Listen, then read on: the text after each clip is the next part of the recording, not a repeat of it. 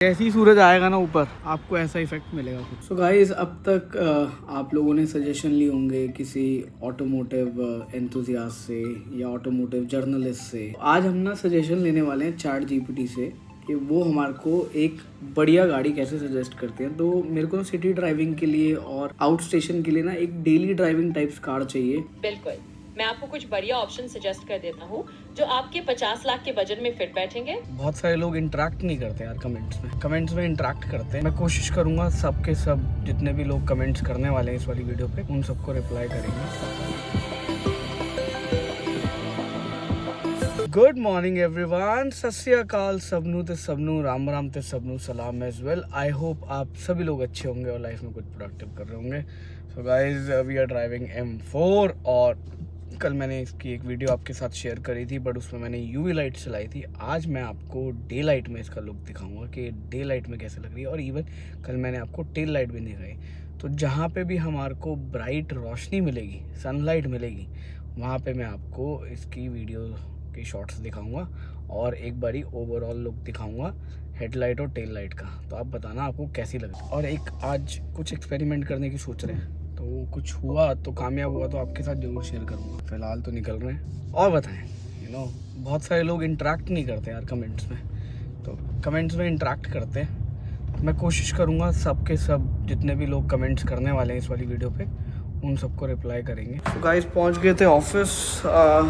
अभी प्रॉब्लम क्या हो रही थी कि प्रिंस नहीं आया था, तो इसीलिए मैंने गाड़ी के शॉट्स वो करे नहीं। तो यहाँ पे गाड़ी आई हुई है हमारे पीछे होने के लिए। अभी इसने अपनी गाड़ी अंदर लगा दी और ये गाड़ी खड़ी है अपनी यहाँ पे। अभी इसके रोलिंग शॉट्स लेंगे और आपको ना इसका इफेक्ट दिखाएंगे कि एक्चुअल सनलाइट में कैसे नज़र आता है। Guys, as you can see the sun is rising और ये कमाल का इफेक्ट देखो। धूप में ना ऐसा कुछ आपको नज़र आएगा। आई नो कैमरा पता नहीं कितना जस्टिफाई कर रहा होगा इसको, बट इन रियलिटी भाई स्टनिंग लग रही है। जैसे ही सूरज आएगा ना ऊपर आपको ऐसा इफेक्ट मिलेगा। और टेल लाइट का भी दिखाता हूँ आपको। टेल लाइट में विजिबिलिटी कंपैरेटिवली कम होगी। रीज़न बीइंग ये ऑलरेडी डार्क है, मतलब रेड कलर है ना इसलिए, बट ये और थोड़ी सी डार्क हो गई है। जहाँ जहाँ धूप पड़ेगी ना वहाँ इसका कलर चेंज हो जाएगा। तो अभी हमने क्या थोड़ा सा एक क्रेज़ी वो सोचा है, इसके ना कटआउट मंगाऊंगा मैं, जिसको हम इसी फोटोक्रोमेटिक फिल्म से करेंगे ताकि वो डे लाइट में ऐसा नज़र आए। तो गाइस, इसके ना बढ़िया बढ़िया रोलिंग शॉट्स आने वाले हैं विद दी फोटोक्रोमेटिक फिल्म और कुछ रिएक्शन शॉट्स भी लेंगे। तो बताना आपको कैसे लगा। हाँ देखो, प्रिंस जो है ना इसकी वीडियोज़ और फोटोज़ ले रहा है। तो ये फ़ोटोज़ भी आपके लिए अवेलेबल होंगी on my Instagram handle. Yes,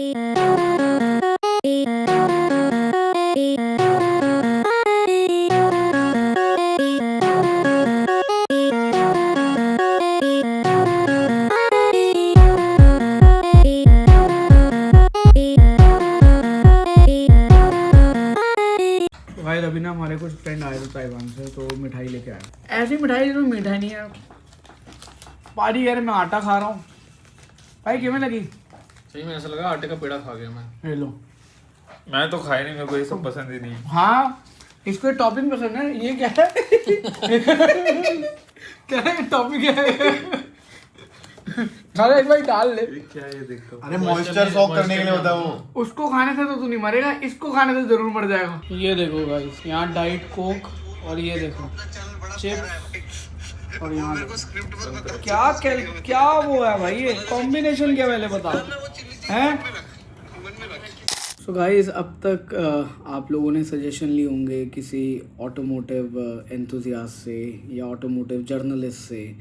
तो आज हम ना सजेशन लेने वाले हैं चैट जीपीटी से कि वो हमारे को एक बढ़िया गाड़ी कैसे सजेस्ट करते हैं। तो मेरे को सिटी ड्राइविंग के लिए और आउट स्टेशन के लिए ना एक डेली ड्राइविंग टाइप्स कार चाहिए जो कि SUV भी हो और मेरे बजट में भी आ जाए और जिसकी आफ्टर सेल सर्विस कॉस्ट भी ठीक ठाक हो। तो देखते हैं क्या सजेस्ट करते हैं। मेरा बजट 50 लाख रुपए है। तो अभी हम ना चैट जीपीटी से पूछते हैं और देखो इसका क्या जवाब आता है। चैट जीपीटी, क्या आप मुझे सजेस्ट करेंगे कि मेरे को एक गाड़ी चाहिए जिसका बजट मेरा 50 लाख रुपए का है और वो जो गाड़ी है वो रिलायबल होनी चाहिए और आफ्टर सेल सर्विसेज भी उसकी बढ़िया होनी चाहिए और जो कि जल्दी मिल जाए, कोई लॉन्ग टर्म वेटिंग ना हो। बिल्कुल, मैं आपको कुछ बढ़िया ऑप्शन सजेस्ट कर देता हूँ जो आपके 50 लाख के बजट में फिट बैठेंगे, भरोसेमंद भी रहेंगे और सर्विस भी अच्छी मिलेगी और जल्दी डिलीवरी भी मिलने की संभावना होगी।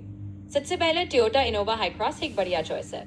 ये भरोसे के मामले में टोयोटा का नाम है। सर्विस नेटवर्क बहुत मजबूत है और हाइब्रिड वर्जन आपको शहर और हाईवे दोनों में अच्छा माइलेज और कंफर्ट देगा। इसके साथ ही डिलीवरी भी आमतौर पर जल्दी मिल जाती है। दूसरा ऑप्शन है हुंडई टूसॉन। ये एक प्रीमियम एसयूवी है जिसमें फीचर्स भी बढ़िया है। हुंडई की सर्विस भी पूरे देश में काफी अच्छी और भरोसेमंद है और आपको लंबे वेटिंग पीरियड का सामना भी नहीं करना पड़ेगा। तीसरा, आप किया स्पोर्टाज या सेल्टॉस जैसे मॉडल्स भी देख सकते हैं जो आपके बजट में अच्छी तरह फिट होते हैं। सर्विस और डिलीवरी भी इनकी काफी स्मूथ रहती है। तो इन विकल्पों में से आप अपना पसंद और जरूरत के हिसाब से चुन सकते हैं। मुझे लग रहा है कि एक कार मिसिंग है। आपका फॉर्च्यूनर के बारे में क्या ख्याल है? बिल्कुल, फॉर्च्यूनर एक ऐसा मॉडल है जो इस बजट में बहुत लोगों की पहली पसंद भी होती है और मैंने पहले भी इसे सुझाया था। टोयोटा फॉर्च्यूनर अभी मजबूती, दमदार रोड प्रेजेंस और भरोसेमंद इंजीनियरिंग के लिए जाना जाता है। ये एक फुल साइज एसयूवी है जो शहर और हाईवे दोनों पर मजबूती से चलती है।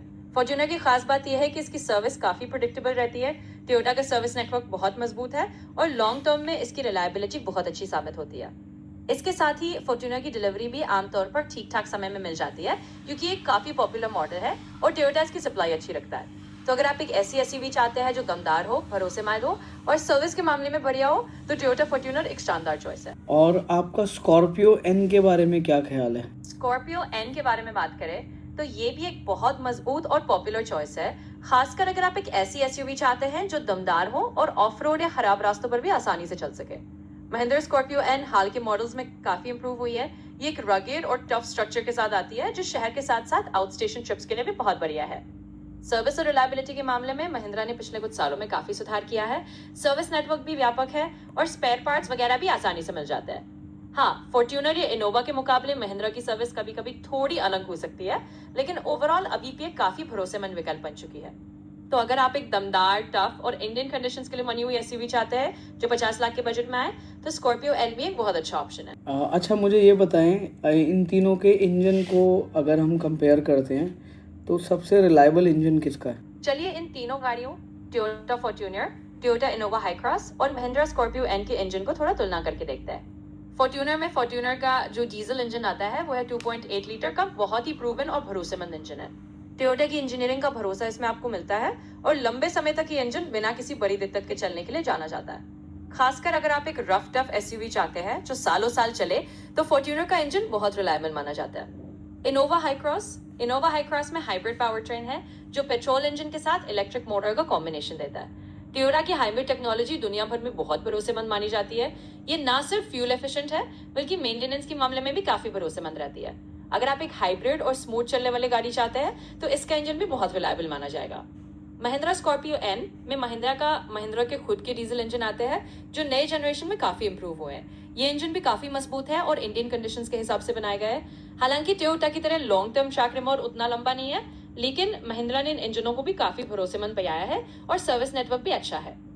अगर कुल मिलाकर सबसे ज्यादा रिलायबल इंजन की बात करें तो टोयोटा के इंजन, चाहे वो फॉर्च्यूनर का डीजल हो या इनोवा हाई क्रॉस का हाइब्रिड, सबसे ज्यादा भरोसेमंद माने जाते हैं। वही स्कॉर्पियो एन भी अब काफी अच्छी और भरोसेमंद चॉइस है, लेकिन टोयोटा की तुलना में थोड़ा सा नीचे रह सकता है। अच्छा, एक सवाल और था, अगर मैं इन तीनों के टॉप एंड वेरिएंट को कंपेयर करता हूँ तो मेरे को सबसे ज़्यादा पैसे किस गाड़ी के लिए देने पड़ेंगे? हाँ, बिल्कुल बताता हूँ। अगर हम इन तीनों Toyota Fortuner, Toyota Innova high cross और महिंद्रा स्कॉर्पियो एन के टॉप एंड वेरिएंट्स की तुलना करें तो आमतौर पर सबसे महंगी गाड़ी टोयोटा फॉर्च्यूनर होती है। Toyota Fortuner top end variant.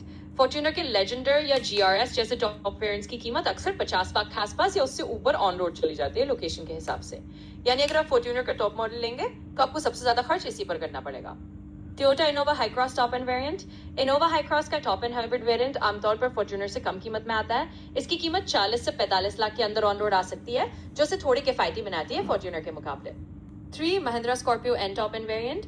Scorpio N के टॉप वेरिएंट की कीमत इन दोनों से कम रहती है। ये आमतौर पर 25 से 30 लाख के बीच ऑन रोड आती है। तो अगर बजट की बात करें तो ये तीनों में सबसे कम महंगी होगी।